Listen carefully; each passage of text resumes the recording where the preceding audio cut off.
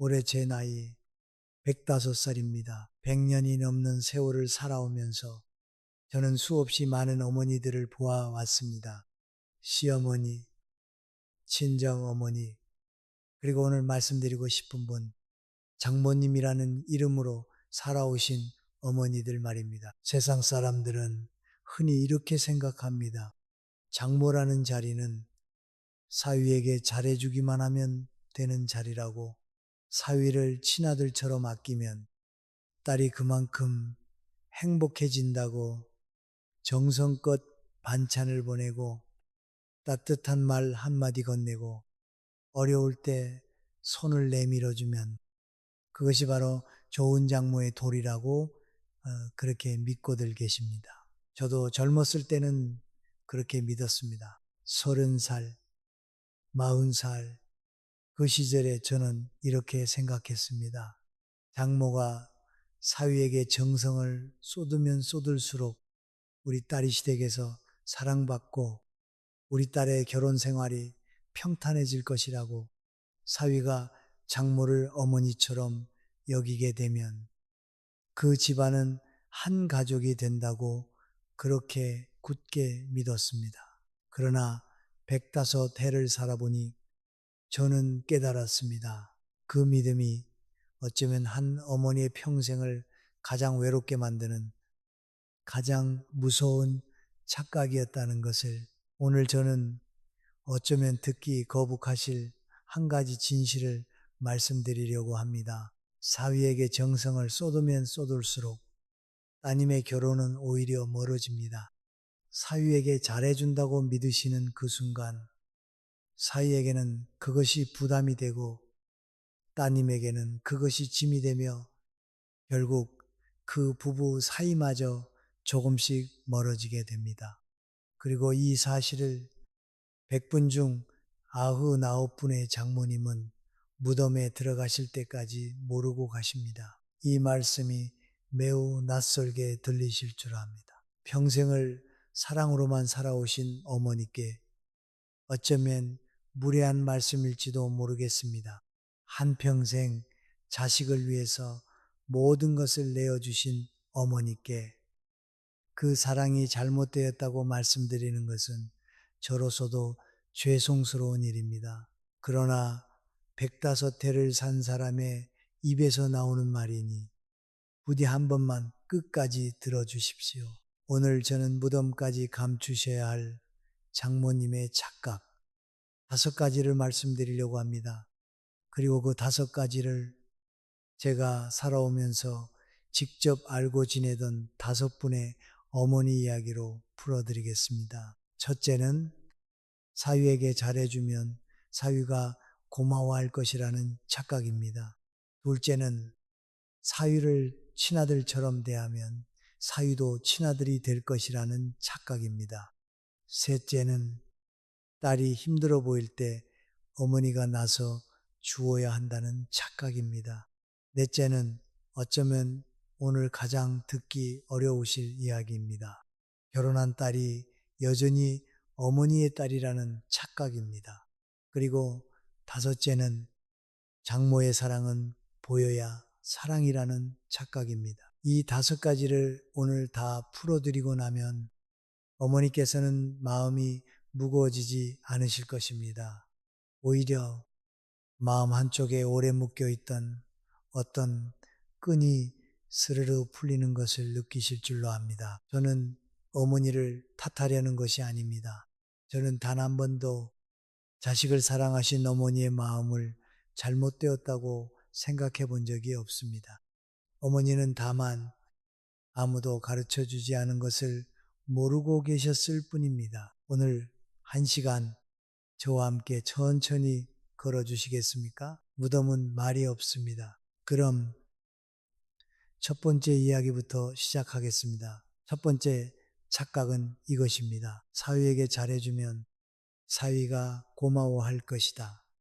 정성을 들이면 들일수록 사위의 마음이 우리 딸 쪽으로 더 기울어질 것이다. 어머니께서는 그렇게 믿어오셨을 것입니다. 그러나 105해를 살아보니 저는 한 가지 법칙을 깨달았습니다. 저는 그것을 빈손의 법칙이라고 부릅니다. 빈손의 법칙이란 이런 것입니다. 받는 사람의 손이 무거워질수록 그 마음은 점점 멀어진다. 사랑은 가득 찬 손에서 오는 것이 아니라 비어있는 손에서 옵니다. 이해가 되십니까? 처음 들으시면 낯설게 느껴지실 줄 압니다. 그러나 한 분의 이야기를 들어보시면 어머니께서도 고개를 끄덕이실 것입니다. 제가 72이었을 때 같은 교회를 다니던 박정숙이라는 분이 계셨습니다. 부산 영도에서 작은 떡집을 평생 하시던 분이었지요. 손이 야무지고 마음이 따뜻한 분이었습니다. 그 댁따님은 외동이었고 30살에 시집을 갔습니다. 사위는 성실한 회사원이었고 처음 인사 오던 날 박 여사님은 사위 손을 꼭 잡고 오셨다고 합니다. 내 딸 잘 부탁하네 라는 말씀과 함께 말입니다. 그날부터 박 여사님은 매주 빠짐없이 반찬을 만들기 시작하셨습니다. 월요일에는 멸치볶음, 화요일에는 장조림, 수요일에는 나물 무침고 그렇게 일주일에 2번씩 직접 김해에 있는 딸 부부집까지 차를 타고 가져다 주셨습니다. 사위가 좋아한다는 갈비찜은 한 달에 2번씩 따로 만드셨고 사위 셔츠가 헐었다 하면 직접 새 것을 사다 주셨습니다. 명절에는 따로 용돈을 봉투에 넣어 주셨지요. 사위 양복 한 벌도 박 여사님이 사주신 것이었습니다. 처음 한두 해는 사위가 정말로 기뻐했다고 합니다. 장모님, 정말 감사합니다 하며 두 손으로 바꿔냈지요. 박 여사님은 그 모습이 어찌나 좋으셨는지 더 자주, 더 많이 해드리고 싶으셨습니다. 그런데 3년이 지나고 4년이 지나면서 무엇인가가 조금씩 달라지기 시작했습니다. 사위가 반찬을 받을 때 처음처럼 두 손으로 받지 않게 되었습니다. 인사도 짧아졌고요. 박 여사님이 김해 집에 가시는 날이면 사위는 회사가 바쁘다며 늦게 들어왔습니다. 명절에 친정에 오시라고 청해도 사위는 회사 일이 있어서요 하고 따님 혼자만 보냈습니다. 5년째 되던 해 따님이 친정에 와서 울었습니다. 엄마, 그이가 요즘 친정 얘기만 나오면 표정이 굳어요. 엄마가 뭘 해주시면 더 굳어요. 박 여사님은 그 말씀을 듣고 한참을 멍하니 앉아 계셨다고 합니다. 그날 밤 저에게 전화를 하셨습니다. 그 음성을 저는 지금도 기억합니다. 선생님, 제가 무얼 그렇게 잘못했습니까? 저는 그저 우리 딸이 시집에서 기죽지 말라고, 우리 사위가 든든하게 살라고 그래서 그랬을 뿐인데요. 박 여사님은 나쁜 분이 아니십니다. 그분만큼 정성스러운 어머니를 저는 평생 본 적이 없습니다. 그러나 그분은 빈손의 법칙을 모르고 계셨습니다. 왜 그런 일이 벌어지는 것일까요? 사람이 본래 그러합니다. 피로 이어진 자식과 피로 이어지지 않은 사위는 받는 마음이 다릅니다. 친아들은 어머니의 정성을 사랑으로 받아들입니다. 그러나 사위는 아무리 좋은 마음으로 받는다 해도 마음 한구석에서 이런 생각이 자라나. 이만큼 받았으니 나는 이만큼 갚아야 한다. 사위에게 정성은 사랑이 아니라 갚아야 할 빚으로 바뀝니다. 이 빚이 한두 번일 때는 가벼운 마음으로 갚을 수 있습니다. 그러나 매주, 매달, 매년 쌓이기 시작하면 사위는 숨이 막힙니다. 갚을 수 없는 빚 앞에서 사람은 도망치고 싶어집니다. 도망칠 곳이 없으니 마음으로 멀어지는 것입니다. 30살의 저였다면 이렇게 말했을지도 모르겠습니다. 정성을 들이는데 무엇이 잘못이냐? 받는 사람이 못된 것이지. 그러나 105살이 되어 돌아보니 받는 사람의 마음을 헤아리지 못한 사랑은 사랑이 아니라 짐이었습니다. 그리고 더 슬픈 일은 이것입니다. 사위가 장모를 멀리하면 그 다음에 곤란해지는 사람은 따님입니다. 따님은 친정에 오고 싶어도 사위 눈치를 봐야 하고 어머니께서 보내신 반찬을 식탁에 올리는 것조차 조심스러워집니다. 사위가 직접 말을 하지 않더라도 그 미세한 공기를 따님은 다 느낍니다. 그리고 따님은 어머니께도 남편에게도 어느 쪽에도 마음 편히 기댈 수가 없게 됩니다. 어머니의 사랑이 따님을 두 쪽으로 찢어놓고 있는 것입니다. 박 여사님은 결국 어떻게 되셨겠습니까? 70이 넘으셔서 비로소 한 가지를 깨달으셨습니다. 그날 이후로 박 여사님은 반찬을 끊으셨습니다. 끊었다는 말씀이 아닙니다. 1년에 2번 명절에만, 그것도 사위가 아니라 따님이 직접 친정에 와서 가져가도록 바꾸셨습니다. 사위에게 직접 무언가를 건네지 않으셨습니다. 용돈도 끊으셨고요. 그러자 어떤 일이 벌어졌겠습니까? 한 해가 지나자 사위가 먼저 전화를 걸어왔다고 합니다. 장모님, 요즘 어떻게 지내십니까? 한번 뵙고 싶습니다. 빈손이 되시자 사위의 마음이 돌아온 것입니다. 저는 어머니께 반찬을 끊으라는 말씀을 드리려는 것이 아닙니다. 사위에게 잘해주지 말라는 말씀도 아닙니다. 다만 정성에는 무게가 있다는 것을 한 번만 헤아려 봐주십사 하는 것입니다. 사위의 손이 너무 무거우면 그 손은 더 이상 어머니께 다가오지 못합니다. 제가 어머니께 한 가지만 부탁드린다면 이렇게 말씀드리고 싶습니다. 반찬은 한 달에 한 번이면 충분합니다. 그리고 그 반찬은 어머니께서 직접 가져가시지 마시고 따님이 친정에 와서 가져가도록 하십시오. 사위에게 직접 용돈을 쥐어주는 일은 오늘부터 그만두십시오. 사위가 왔을 때는 평소 드시던 그 밥상으로 맞이하십시오. 갈비찜을 2시간 우려내실 필요가 없습니다. 이렇게 하시면 어머니께서는 외로워지실 것 같으십니까? 아닙니다. 사위는 오히려 그 평범한 밥상에서 어머니의 진짜 마음을 보게 됩니다. 105해를 살아보니 사랑은 무겁게 줄 때가 아니라 가볍게 줄 때 가장 깊이 도착하더이다. 빈손이 따뜻합니다. 그런데 어머니들은 또 이렇게 말씀하십니다. 저는 사위를 친아들처럼 대합니다. 그 말씀이 바로 두 번째 착각의 시작입니다. 두 번째 착각은 이것입니다. 사위를 친아들처럼 대하면 사위도 친아들이 된다. 어머니께서는 그렇게 믿고 계실지도 모릅니다. 친아들처럼 따뜻하게 품어주면 사위도 어머니를 친어머니처럼 여길 것이라고. 그 마음이 통하면 우리 딸의 결혼 생활이 한 가족의 품 안에서 평안할 것이라고 그렇게 생각하셨을 것입니다. 그러나 105해를 살아보니 저는 또 한 가지를 깨달았습니다. 저는 이것을 두 그루 나무의 거리라고 부릅니다. 두 그루 나무의 거리란 이런 뜻입니다. 마당에 나무 두 그루를 심는다고 생각해 보십시오.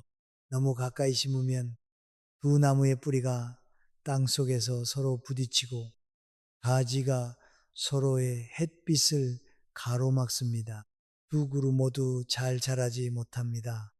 그러나 적당한 거리로 떨어뜨려 심으면 각자 햇빛을 받고 각자 깊이 뿌리 내리고 그러면서도 한마당 안에 함께 살아갑니다.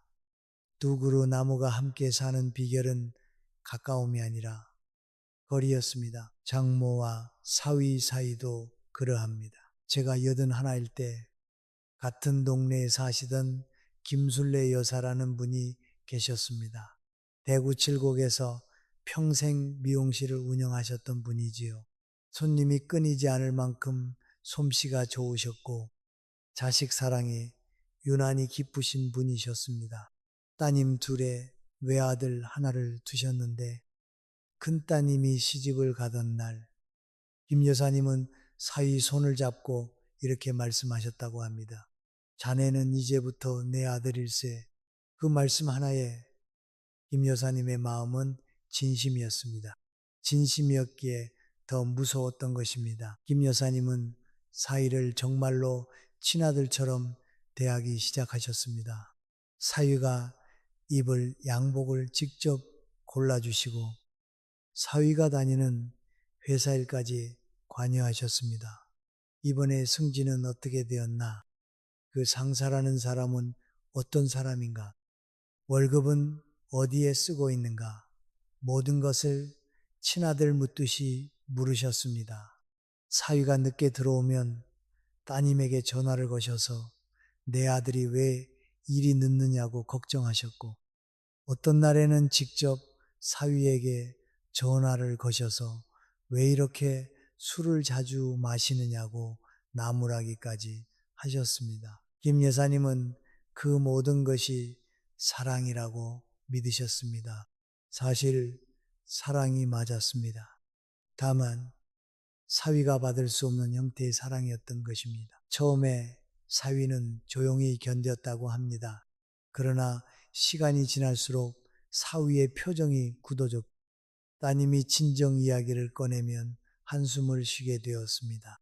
결혼한 지 7년이 되던 어느 날 사위가 따님에게 조용히 이런 말을 했다고 합니다. 여보, 장모님이 만일 내 어머니였더라면 나는 결혼을 안 했을 거야.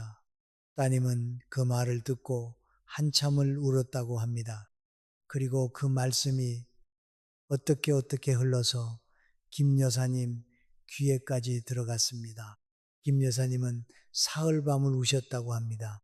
나는 내 아들처럼 대했을 뿐인데 어째서 그 아이는 나를 어머니로 여기지 않는단 말인가. 저는 김 여사님께 이렇게 말씀드렸습니다. 여사님, 사위는 친아들이 아닙니다. 친아들이 아닌 사람을 친아들처럼 대하시면 친아들이 되는 것이 아니라 사위로서의 자리마저 잃습니다. 여사님은 한참 동안 말이 없으셨습니다. 그리고 작은 목소리로 물으셨습니다. 그러면 저는 어떻게 사랑해야 합니까? 왜 친아들처럼 대하는 것이 그토록 위험한 것일까요? 사람이 본래 그러합니다. 사위에게는 이미 어머니가 계십니다. 살아계시든 돌아가셨든 그 자리는 사위의 마음속에 평생 비어있지 않습니다. 그 자리에 다른 분이 들어가시려고 하면 사위는 무의식적으로 저항합니다. 받아들이고 싶어도 받아들일 수가 없습니다. 그것은 사위가 못된 것이 아닙니다. 사람의 마음이 그렇게 생긴 것입니다. 그리고 또 한 가지가 있습니다. 친아들이라는 말에는 친아들에 대한 기대가 함께 따라옵니다. 어머니가 사위를 친아들로 여기시는 순간 어머니의 무의식 속에서는 사위에게 친아들만큼의 효도와 친밀함을 바라게 됩니다. 사위가 그것을 채워드리지 못하면 어머니는 서운하시고 사위는 미안하면서도 부담스럽습니다. 그 사이에 따님이 끼어 있습니다. 30살의 저였다면 이런 마음을 이해하지 못했을 것입니다. 사랑은 다 받으면 좋은 것이지 거리가 무슨 말인가 하고 웃었을 것입니다. 그러나 105대를 살아보니 가장 깊은 사랑일수록 거리를 지키더이다.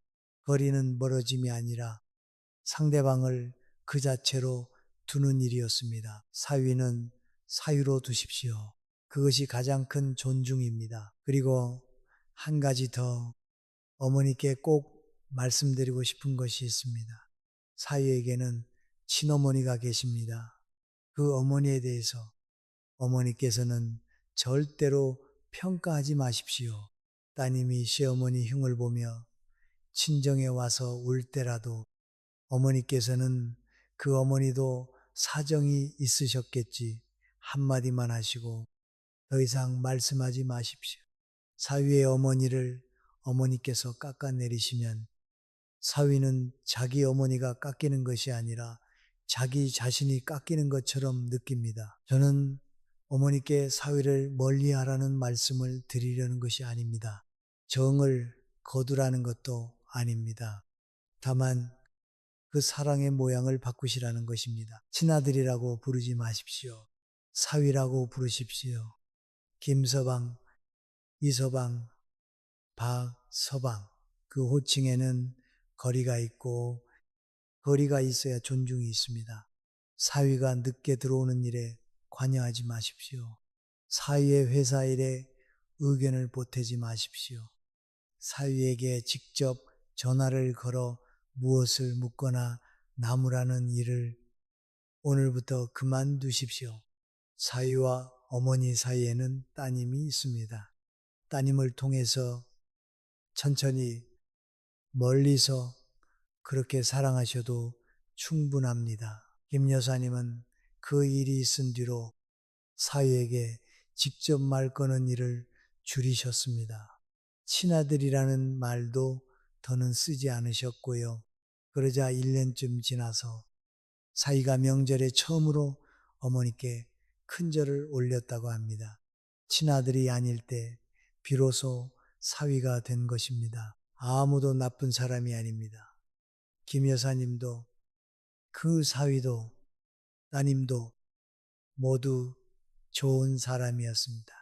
다만 거리를 몰랐을 뿐입니다. 거리가 사랑입니다. 그러면 어머니들은 또 이렇게 물으십니다. 딸이 힘들어 보이면 그래도 제가 나서야 하지 않습니까? 그 마음이 바로 세 번째 착각입니다. 세 번째 착각은 이것입니다. 딸이 힘들어 보이면 어머니가 나서 주어야 한다. 그것이 어머니의 도리라고 생각하셨을 것입니다. 따님이 사위 때문에 울고 있는데 어떻게 어머니가 가만히 계시겠습니까? 따님이 시댁 때문에 마음 상해 친정에 왔는데 어떻게 어머니가 입을 다물고 계시겠습니까? 어머니께서 나서 주셔야 따님이 보호받지 않겠습니까? 그렇게 생각하셨을 것입니다. 그 마음 저도 압니다. 자식이 아파하는 것을 보고도 가만히 있을 수 있는 어머니는 이 세상에 없습니다. 그러나 105대를 살아보니 저는 또 한 가지를 깨달았습니다.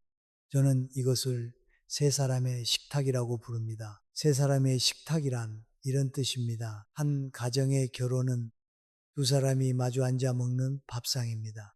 두 사람이 마주 앉아야 그 밥상에서 부부의 이야기가 흘러나옵니다.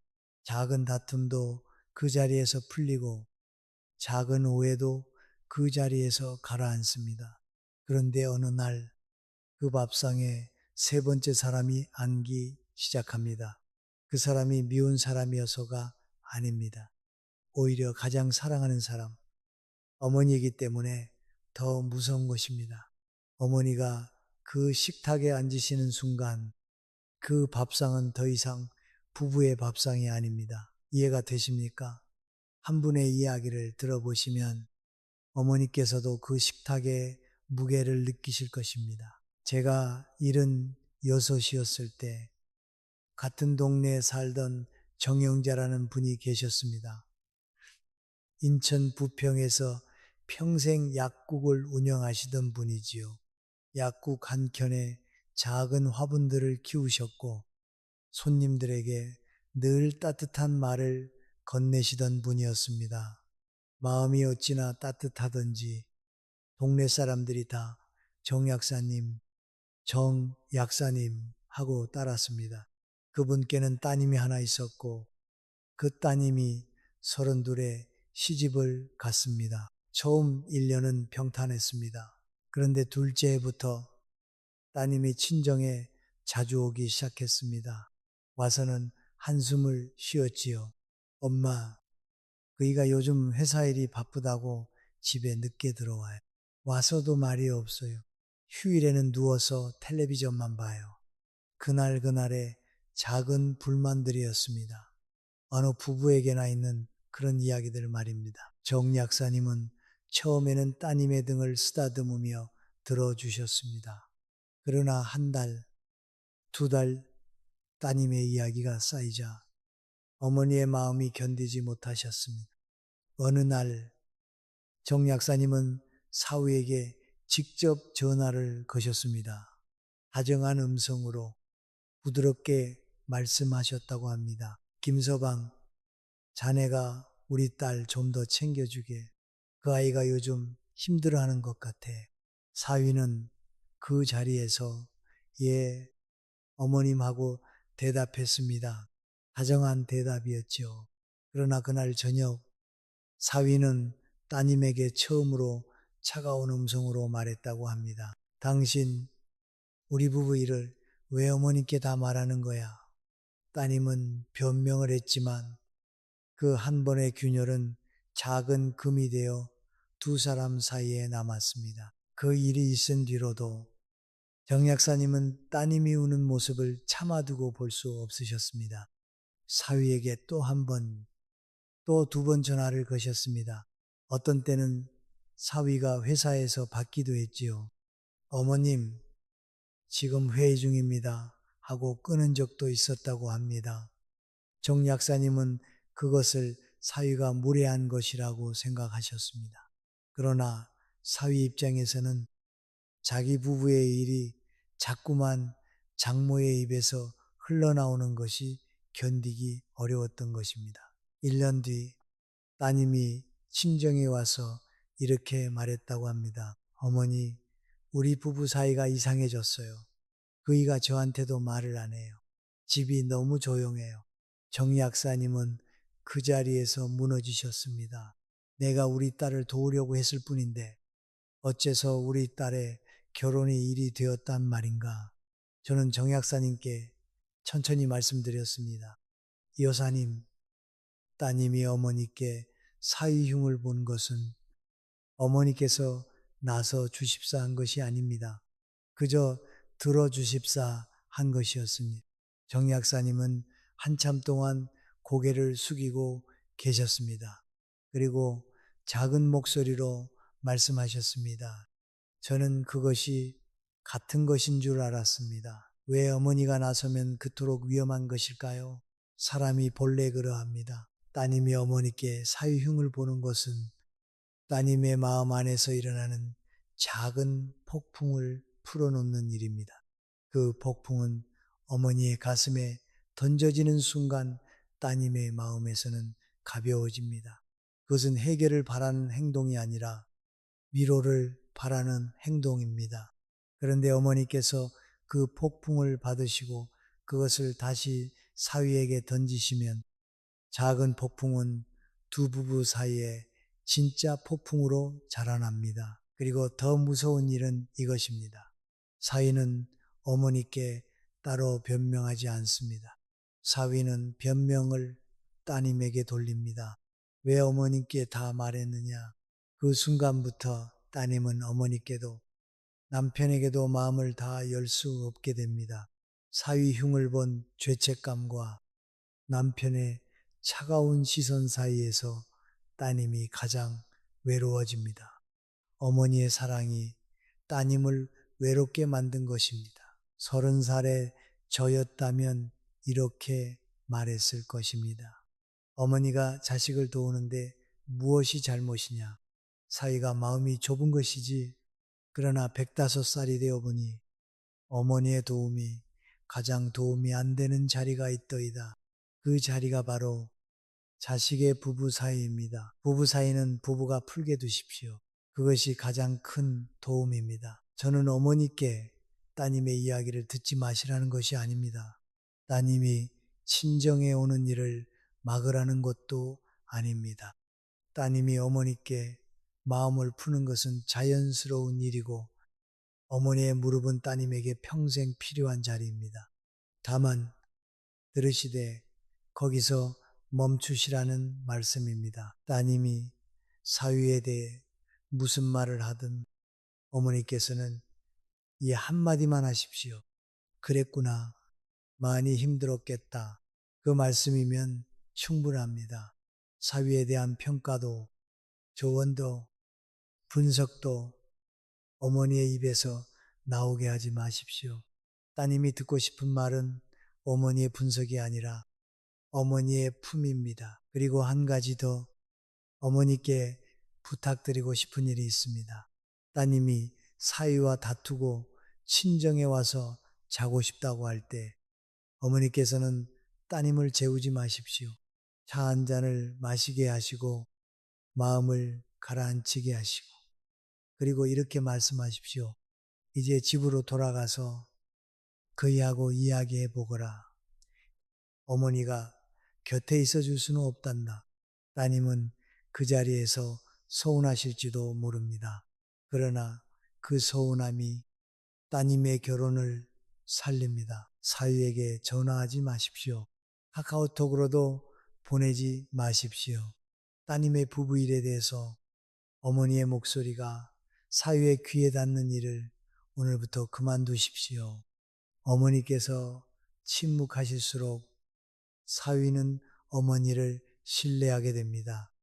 신뢰가 쌓이면 사위가 먼저 어머니께 마음을 열어옵니다. 정 약사님은 그 뒤로 사위에게 전화를 거시지 않으셨습니다. 따님이 친정에 와서 사위 흉을 보아도 그랬구나 한마디만 하시고 더 말씀하지 않으셨습니다. 처음에는 따님이 서운해 하셨다고 합니다. 엄마는 왜 내 편을 안 들어줘요?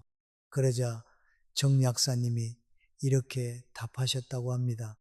내 편이 너이고 너의 편이 그이어야지. 어머니가 끼어들면 너의 편이 없어진단다. 따님은 한참을 우셨다고 합니다. 그리고 한 해가 지나자 그 부부의 집이 다시 조용해진 것이 아니라 따뜻해졌다고 합니다. 듣기만 하십시오. 그런데 이 세 가지보다 더 깊은 착각이 하나 있습니다. 어쩌면 오늘 가장 듣기 어려운 이야기일지도 모르겠습니다. 그래도 백다서태를 산 사람의 말씀으로 받아주시기를 굳이 부탁드립니다. 네 번째 착각을 말씀드리겠습니다. 이 이야기를 저는 오랫동안 망설였습니다. 어머니의 가슴을 베는 말씀이 될까 두려웠습니다. 그러나 백다섯해를 살아보니 어떤 진실은 배워야만 그 자리에 새살이 돋더이다. 그래서 오늘은 용기를 내어 말씀드립니다. 네 번째 착각은 이것입니다. 결혼한 딸이 여전히 어머니의 딸이라는 착각입니다. 이 말씀이 무슨 뜻이냐 하시면 잠시 마음을 가라앉히고 들어주십시오. 따님이 어머니의 자식이라는 사실은 변하지 않습니다. 그것은 평생 변하지 않는 진실입니다. 그러나 따님이 어머니께 속한 사람이냐 하는 것은 다른 이야기입니다. 따님이 결혼을 한 그날부터 따님은 어머니의 딸이라는 자리에서 한 걸음 물러섰습니다. 그리고 한 남자의 아내라는 자리로 옮겨가신 것입니다. 저는 이것을 떠나간 별의 자리라고 부릅니다. 밤하늘에 별이 하나 있었습니다. 그 별은 오랫동안 어머니의 머리 같은 자리에서 빛났습니다. 어머니께서는 그 별을 보며 사셨습니다. 그런데 어느 날 그 별이 자기의 궤도를 따라 천천히 다른 자리로 옮겨갔습니다. 어머니께서는 매일 밤 옛자리를 올려다 보십니다. 그러나 그 자리에는 이제 별이 없습니다. 별이 사라진 것이 아닙니다. 다만 별의 자리가 바뀐 것 뿐입니다. 그 사실을 받아들이지 못하시면 어머니의 밤은 평생 비어있게 됩니다. 이 이야기를 한 분의 일생으로 풀어드리겠습니다. 제가 85이었을 때 제 아내의 오랜 벗이었던 조옥분 여사라는 분이 계셨습니다. 강릉에서 평생 한복집을 하시던 분이지요. 그 댁마당에는 아주 오래된 살구나무가 한 그루 있었습니다. 봄이면 그 살구나무 아래에서 차를 드시는 것을 좋아하셨고 저는 그 마당에 몇 번이고 초대를 받은 적이 있습니다. 조 여사님께는 따님이 한 분 계셨습니다. 외동딸이었습니다. 남편을 일찍 여의시고 그 따님 하나를 보고 사신 분이었지요. 따님이 시집을 가던 날 조 여사님은 한복을 직접 지어 입히시고는 식장 한쪽에서 조용히 우셨다고 합니다. 그때 따님의 나이가 29이었고 조 여사님은 60이셨습니다. 결혼식 다음 날부터 조 여사님은 따님과 매일 저녁 통화를 하셨습니다. 저녁 7시면 어김없이 전화를 거셨지요. 오늘 뭐 먹었니? 그이는 잘 들어왔니? 회사 일은 안 힘드니? 시어머니께서는 무엇라 말씀하시더냐? 따님은 처음에는 받았습니다. 엄마, 오늘은 김치찌개를 끓였어. 그이는 회식이래요. 시어머니는 어제 다녀가셨어. 그렇게 1년이 흘렀고 2년이 흘렀고 5년이 흘렀습니다. 그런데 따님의 대답이 점점 짧아지기 시작했습니다. 응, 별일 없어. 그냥 그래. 엄마, 오늘은 좀 피곤해. 조 여사님은 그 변화를 느끼셨지만 그 의미를 모르셨습니다. 오히려 더 자주 전화를 거셨습니다. 어떤 날에는 따님이 어렸을 때 이야기를 꺼내셨습니다. 네가 7살 때 비 오는 날 학교 앞에서 우산을 들고 너를 기다리던 그날 기억나니? 너는 신발을 한 짝 잃어버리고 왔지. 따님은 그런 추억을 들으면 처음에는 웃으셨다고 합니다. 그러나 시간이 갈수록 그 웃음이 옅어지셨습니다. 결혼한 지 10년이 되던 하의 가을, 따님이 친정에 오셨습니다. 마당의 살구나무에는 노란 잎이 떨어지고 있었지요. 그날 따님은 마당의 평상에 앉아 어머니의 손을 잡고 한참을 망설이시다가 이렇게 말씀하셨다고 합니다. 어머니, 저는 이제 그 사람의 아내예요. 어머니의 딸로만 살 수가 없어요. 어머니, 저를 조금만 놓아주세요. 조 여사님은 그 말씀을 듣고 아무 말도 못 하셨다고 합니다. 따님이 가시고 난 뒤 살구나무 아래에 혼자 앉아 계셨습니다. 해가 다 지도록 일어나지 못하셨습니다. 그날 밤 조 여사님은 저희 집에 오셨습니다. 제 아내의 손을 잡고 오셨습니다. 그 아이가 나를 떠난 것 같다. 내 딸이 나를 떠난 것 같다. 어머니, 잠시만 마음의 호흡을 가다듬어 주십시오. 그리고 솔직히 말씀드려 봐 주십시오. 따님과 통화하실 때 마음 한구석에서는 이런 생각이 들지는 않으십니까?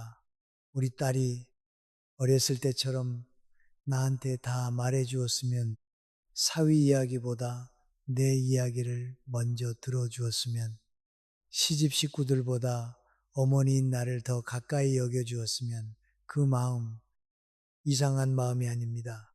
모든 어머니의 마음입니다. 그러나 그 마음이 따님께 전해지는 순간 따님은 어머니의 사랑이 무거워집니다. 따님이 어머니를 떠나는 것이 아닙니다. 따님은 자기의 새 자리로 옮겨가는 것입니다. 왜 이런 일이 자연의 순리인 것일까요? 사람이 본래 그러합니다. 한 여자가 결혼을 하면 그 여자의 마음 안에는 새로운 가정이 자라기 시작합니다. 그 가정은 어머니의 가정과 다른 가정입니다. 그 가정에는 다른 남자가 있고 다른 식구들이 있고 어쩌면 아이가 태어나면 또 다른 사랑이 자라납니다. 따님의 마음은 한 그릇이고 그 그릇에 새 가정이 채워지려면 옛 가정이 차지하던 자리가 조금씩 작아져야 합니다. 그것은 따님이 어머니를 덜 사랑하게 되어서가 아닙니다. 사람의 마음이 그렇게 만들어진 것입니다. 그리고 어머니께서 이 자연의 순리를 받아들이지 못하시면 어머니는 사위와 따님을 두고 다투는 자리에 서게 되십니다. 따님은 어머니와 남편 사이에서 누구를 더 가까이 해야 할지 매일매일 시험을 봐야 합니다. 그 시험은 따님이 가장 외로워지는 시험입니다.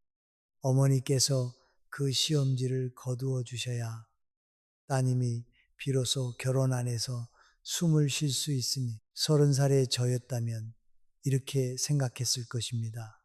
어머니가 자식과 가까이 지내는 일이 무엇이 잘못이냐? 평생을 키워온 자식인데, 그러나 105살이 되어 돌아보니 평생을 키워온 자식이기에 더 깊이 놓아주어야 하더이다.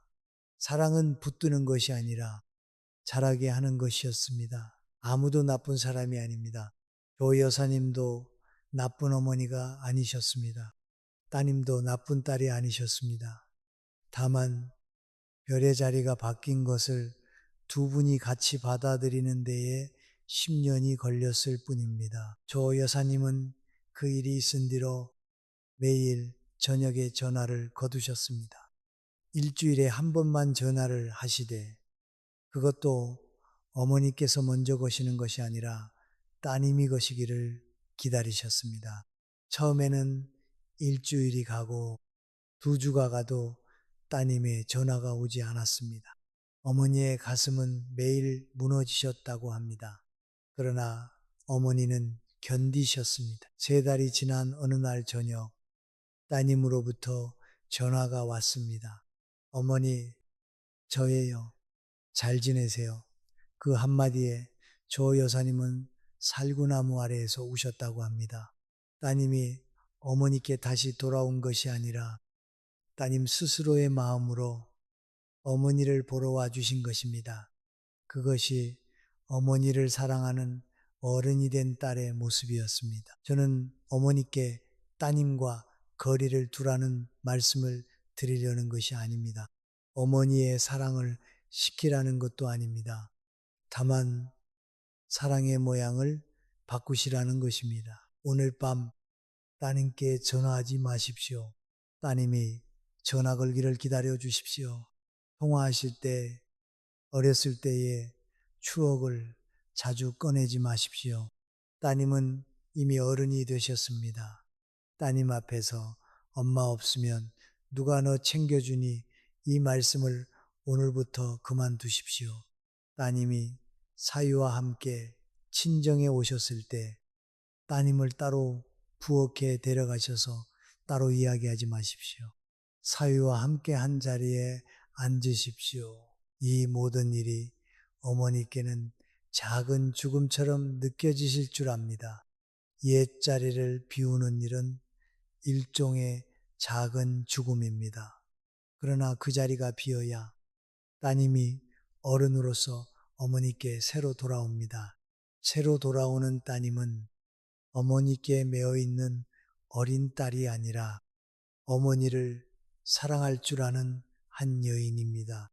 그 여인이 어머니의 마지막 길을 가장 따뜻하게 모십니다. 별은 떠나는 것입니다. 그렇다면 어머니께서는 어떻게 살아가야 할까요? 아무것도 하지 마시라는 말씀입니까? 아닙니다. 마지막 5번째 이야기는 어머니께서 어떻게 존재하셔야 하는지에 대한 이야기입니다. 5번째 이야기를 시작하겠습니다. 지금까지 4가지의 착각을 말씀드렸습니다. 사이에게 정성을 쏟지 마라. 신하들처럼 대하지 마라. 부부 사이에 나서지 마라. 결혼한 딸을 어린 딸로 붙들지 마라. 어머니께서는 어쩌면 이렇게 생각하실지도 모르겠습니다. 그러면 나는 무엇을 해야 한단 말인가? 아무것도 하지 말라는 말씀이신가? 아닙니다. 어머니, 결코 그런 뜻이 아닙니다. 오늘 5번째 이야기는 어머니께서 사위와 따님 부부의 곁에서 어떻게 사랑하셔야 하는지에 대한 이야기입니다. 그리고 이것이 105해를 살아본 제가 가장 늦게야 깨달은 가장 깊은 사랑의 모양입니다. 저는 이것을 보이지 않는 등불이라고 부릅니다. 보이지 않는 등불이란 이런 뜻입니다. 밤길을 걷는 사람을 생각해 보십시오.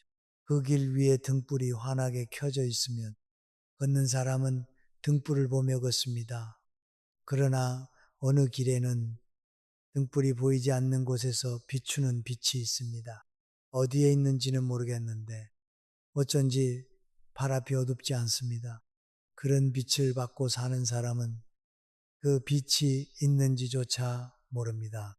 그러나 그 빛이 없어지면 그제서야 깨닫습니다. 자기가 평생 누구의 비단에서 걸어왔었는지를 말입니다. 가장 큰 사랑은 보이는 사랑이 아니라 보이지 않는 사랑입니다. 이 말씀을 드리기 위해서 저는 오늘 제 이야기를 조금 해보려고 합니다. 저에게는 장모님이 한 분 계셨습니다. 1970년대에 돌아가셨으니 떠나신 지 50년이 넘었습니다. 그러나 저는 지금도 그분 생각을 자주 합니다. 105살이 되어 마지막을 바라보는 이 자리에 와서 저는 저의 어머니 다음으로 그분을 자주 떠올립니다. 장모님은 충청도 청주의 한 시골 마을에서 평생을 사신 분이었습니다. 그를 많이 배우지는 못하셨고 평생 농사를 지으셨지요. 그 댁마당에는 작은 우물이 하나 있었고 우물가에는 여름이면 그 봉숭아 꽃잎으로 손녀들 손톱을 물들여 주시던 분이셨습니다. 장모님은 평생 저에게 거의 말씀을 하지 않으셨습니다. 처음 인사 갔던 날에도 장모님은 그저 미소만 지으셨습니다. 잘 왔네라는 한마디 뿐이셨죠. 명절에 인사를 가도 장모님은 부엌에서 가장 좋은 밥상을 차려주시고는 한쪽에 가만히 앉아 우리 부부가 먹는 것을 바라보셨습니다. 그러고는 식사가 끝나면 조용히 일어나 설거지를 하셨습니다. 별다른 말씀이 없으셨습니다. 저는 젊었을 때 그것이 어쩌면 정이 없으신 분이신가 그렇게 오해한 적도 있습니다. 어머니인 제 친어머니께서는 말씀이 많으셨거든요. 자식에 대한 사랑을 늘 말씀으로 표현하셨습니다. 그래서 장모님의 그 침묵이 저에게는 처음에 낯설었습니다. 그러나 시간이 지나면서 저는 그 침묵이 무엇이었는지를 천천히 알게 되었습니다. 저와 제 아내가 부부싸움을 하고 친정에 간 적이 있었습니다. 제가 40즈음이었을 때입니다. 제 아내가 친정 마루에 앉아 눈물을 닦고 있었습니다. 그때 장모님은 부엌에서 가만히 차를 우려가지고 오셨습니다. 따끈한 보리차였습니다. 따님 앞에 한 잔을 놓아드리고 저에게 한 잔을 놓아주셨습니다. 그러고는 아무 말씀도 묻지 않으셨습니다. 무엇 때문에 싸웠는지, 누가 잘못했는지, 어떻게 풀어야 할지 한마디도 묻지 않으셨습니다. 한참을 그렇게 셋이 마주 앉아 있었습니다.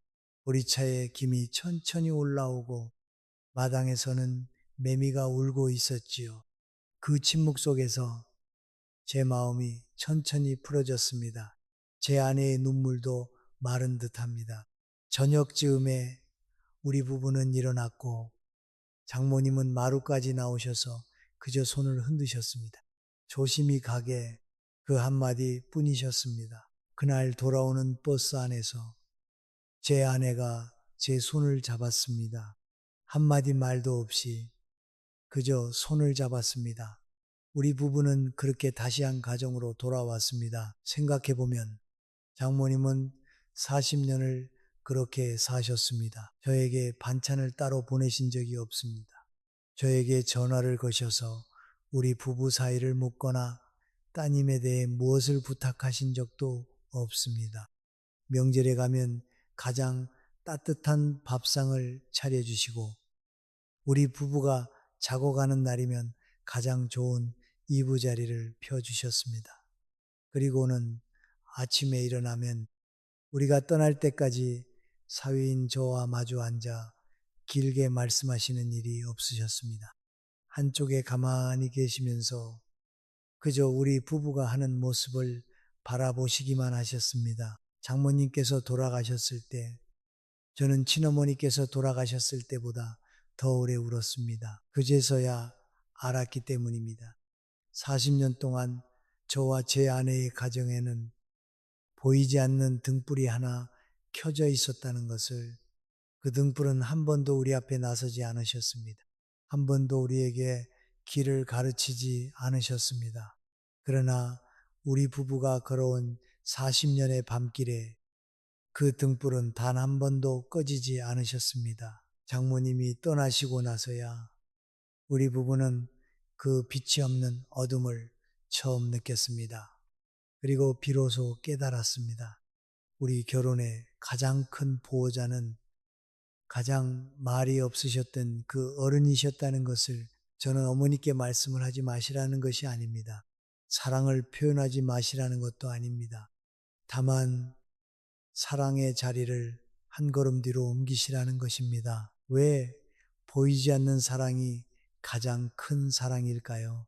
사람이 본래 그러합니다. 보이는 사랑은 받는 사람에게 짐이 됩니다. 받았으니 갚아야 한다는 마음, 보였으니 보답해야 한다는 마음이 사람의 마음 안에서 자동으로 자라납니다. 그러나 보이지 않는 사랑은 짐이 되지 않습니다. 받는 사람은 자기가 받고 있는 줄도 모르기 때문에 그 사랑이 자유롭게 들어옵니다. 자유롭게 들어온 사랑만이 사람의 마음 깊은 곳까지 닿습니다. 그리고 또 한 가지가 있습니다. 보이지 않는 사랑은 사위와 따님이 자기들의 힘으로 결혼을 이어가도록 돕습니다. 어머니께서 너무 환한 등불로 그 부부를 비추시면 두 사람은 자기들이 어둠 속을 어떻게 걷는지를 영영 배우지 못합니다. 어머니의 빛이 꺼지는 날, 두 사람은 어둠 속에서 길을 잃습니다. 그러나 어머니께서 한쪽 구석에서 조용히 비추시기만 하면 두 사람은 자기들의 발걸음으로 길을 익힙니다. 그것이 따님이 어머니 없이도 살 수 있는 어른이 되는 길입니다. 30살의 저였다면 이렇게 생각했을 것입니다. 사랑은 표현되어야 사랑이지. 말하지 않는 사랑이 무슨 사랑인가. 그러나 105살이 되어 보니 가장 기쁜 사랑은 가장 조용한 사랑이더이다. 들리지 않고 보이지 않고 다만 거기 있는 사랑, 그것이 어른의 사랑입니다. 어머니, 그러면 어머니께서는 어떻게 보이지 않는 등불이 되실 수 있겠습니까? 몇 가지를 말씀드리겠습니다. 매일 아침 따님 부부를 위해서 마음으로 한번 기도해 주십시오. 신앙이 없으시다면 그저 마음속으로 좋은 말을 보내주십시오. 그러나 그 기도와 그 좋은 말을 따님께도 사위께도 말씀하지 마십시오. 어머니의 마음 안에만 두십시오. 그 마음이 보이지 않는 등불이 됩니다. 따님이 사위와 함께 친정에 오셨을 때 가장 따뜻한 밥상을 차려주십시오. 그러나 그 밥상 앞에 길게 앉아 잔소리하지 마십시오. 식사가 끝나면 조용히 일어나 설거지를 하시고 두 부부가 마루에서 차를 마시도록 두십시오. 어머니께서 자리를 비워주시는 그 시간이 두 사람의 가정을 키웁니다. 그리고 가장 중요한 한 가지가 있습니다. 어머니의 삶을 어머니 자신의 것으로 두십시오. 따님 부부를 바라보며 사시지 마십시오.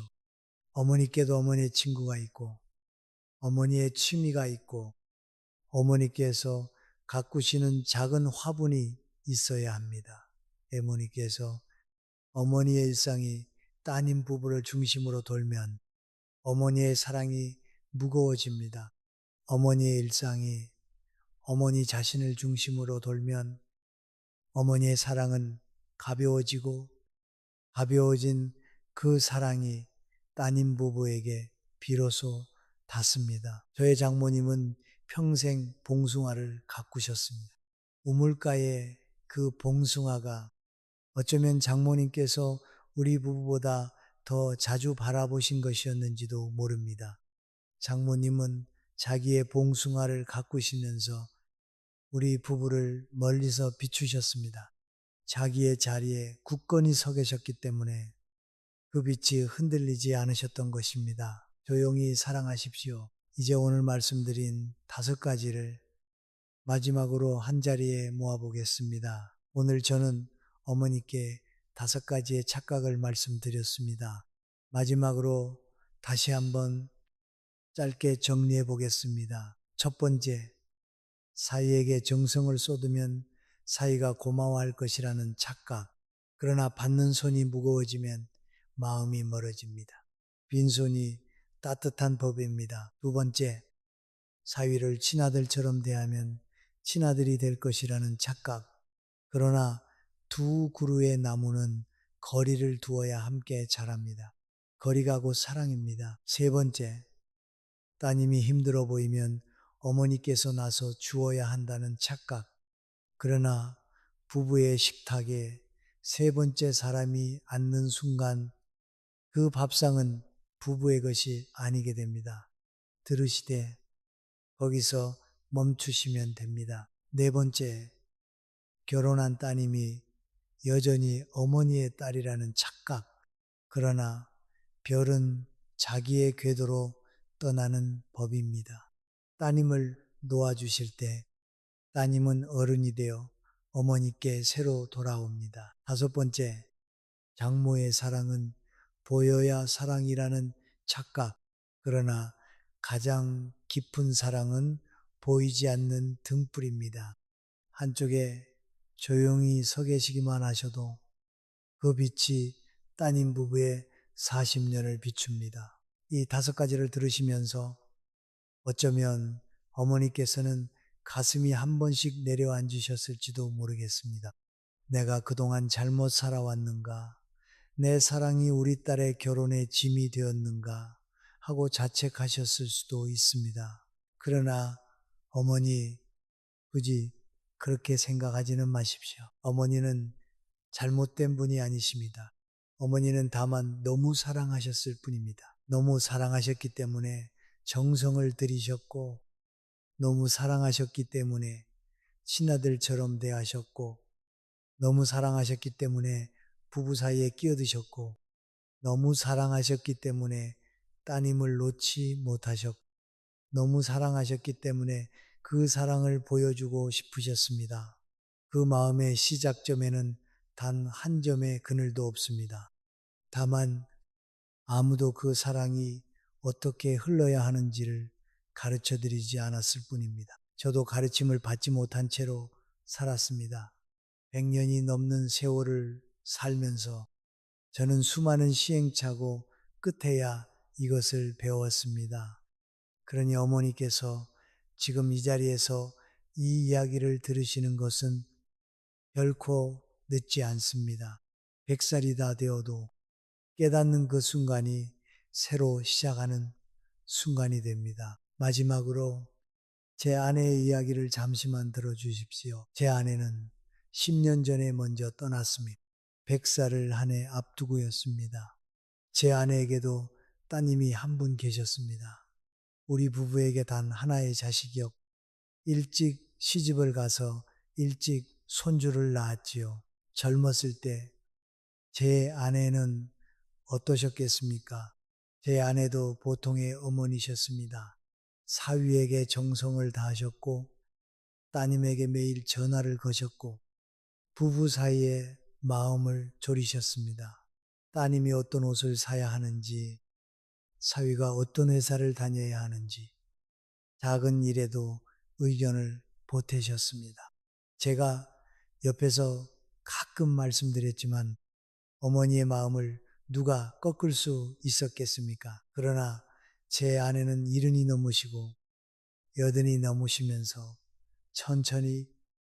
천천히 변하셨습니다. 전화를 줄이셨고 의견을 줄이셨고 사위에 대한 평가를 멈추셨습니다. 따님이 친정에 와서 무슨 말씀을 하시든 제 아내는 가만히 들으시기만 했습니다. 따님 부부의 일에 대해서 더 이상 묻지 않으셨고 사위가 인사를 오면 가장 좋은 밥상을 차려주시고는 한쪽에 가만히 앉아 미소만 지으셨습니다. 저는 그 변화를 곁에서 지켜보았습니다. 그리고 제 아내가 어느 날 이렇게 말씀하시는 것을 들었습니다. 여보, 내가 우리 딸을 키운 것은 끝났습니다. 이제부터는 우리 딸이 자기 가정을 키우도록 나는 그저 옆에서 응원만 하렵니다. 그 응원도 너무 크게 들리지 않게 조용히 하렵니다. 저는 그 말씀을 듣고 제 아내의 손을 가만히 잡았습니다. 제 아내가 떠나신 뒤 우리 따님은 어떻게 되셨겠습니까? 우리 따님은 어머니께서 떠나신 뒤 1년 동안 거의 매일 오셨습니다. 어머니의 빈자리가 얼마나 큰지를 그제서야 아셨다고 합니다. 그리고 어느 날 저에게 와서 이렇게 말씀하셨습니다. 아버지, 어머니께서 마지막 10년 동안 우리 부부에게 얼마나 든든한 분이셨는지를 떠나시고 나서야 알았어요. 어머니께서 우리 결혼을 지켜주신 거였어요. 한마디 말씀도 없으셨는데 어떻게 그 침묵이 그렇게 큰 사랑이었는지 따님은 한참을 우셨습니다. 어머니께서도 그런 마지막의 모습으로 따님 부부의 기억에 남으실 수 있습니다.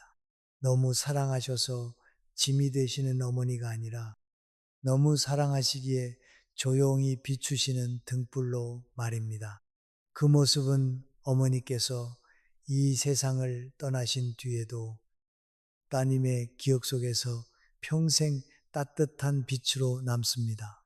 오늘 밤 어머니께 한 가지만 부탁드리고자 합니다. 오늘 밤은 따님께 전화하지 마십시오. 사위에게도 카카오톡을 보내지 마십시오. 반찬도 만들지 마십시오. 그저 어머니의 자리에 가만히 앉아 계셔 보십시오. 그 침묵이 무겁게 느껴지실 줄 압니다.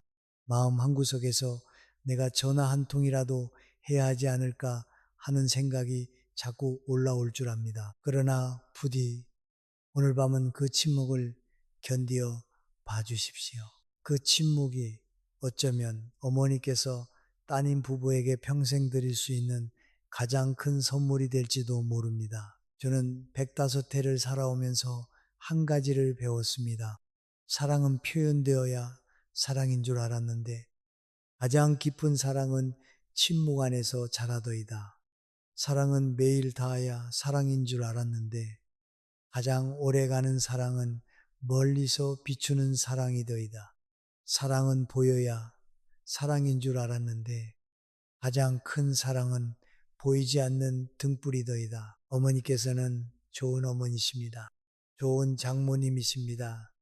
다만 오늘부터 그 좋음의 모양을 조금만 바꾸어 보시기를 부탁드립니다. 어머니의 사랑이 따님 부부에게 짐이 아니라 빛이 되도록 그저 조금만 자리를 옮기시기를 부탁드립니다. 오늘 5가지의 이야기 중에서 어머니의 마음에 가장 깊이 닿은 이야기는 어느 것이었습니까? 빈손의 법칙이었습니까? 두 그루 나무의 거리였습니까? 세 사람의 식탁이었습니까? 떠나간 별의 자리였습니까? 아니면 보이지 않는 등불이었습니까? 어머니의 이야기를 댓글로 남겨주시면 저는 한 분 한 분의 글을 천천히 읽어보겠습니다. 그리고 다음 영상에서 어머니들께서 가장 마음 아프셨던 그 자리부터 한 걸음 더 깊이 함께 걸어보겠습니다. 오늘 한 시간을 저와 함께 걸어주셔서 진심으로 감사드립니다. 105살의 노인이 드리는 말씀을 끝까지 들어주셔서 감사합니다. 부디 오늘 밤 편히 쉬십시오. 그리고 내일 아침에는 어제와는 조금 다른 마음으로 따님과 사위를 떠올려 봐 주십시오. 사랑은 침묵입니다.